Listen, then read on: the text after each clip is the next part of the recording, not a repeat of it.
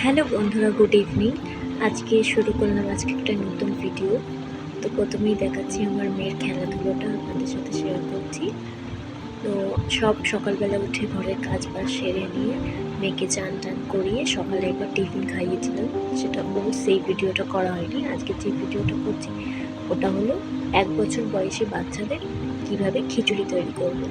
তো আমি প্রথমে দিয়েছি একটু লাউ পাতা, দুটো, বেশি নয়, টমেটো দিয়েছি, রসুন দিয়েছি, একটু ঝিঙে ছিল তাই দিয়েছি, আর পেঁয়াজ দিয়েছি। দেওয়ার পর ভালো করে ধুয়ে নেওয়ার পর যতটা চাল নিয়েছি ঠিক ততটাই ডাল নিয়েছি।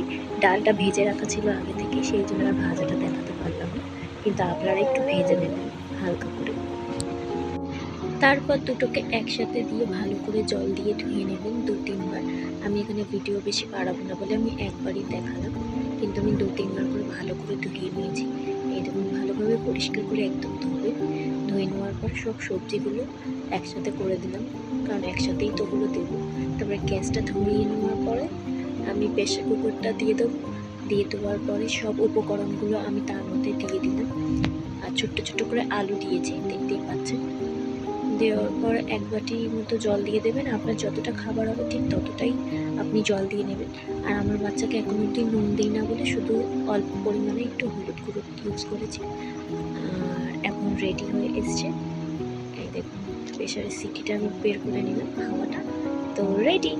আর আমার মেয়ের মনে আজকে খুব পছন্দ হবে, সে আগেই হাত বাড়াচ্ছিল, গরম বলে আমি হাত দিতে দিই।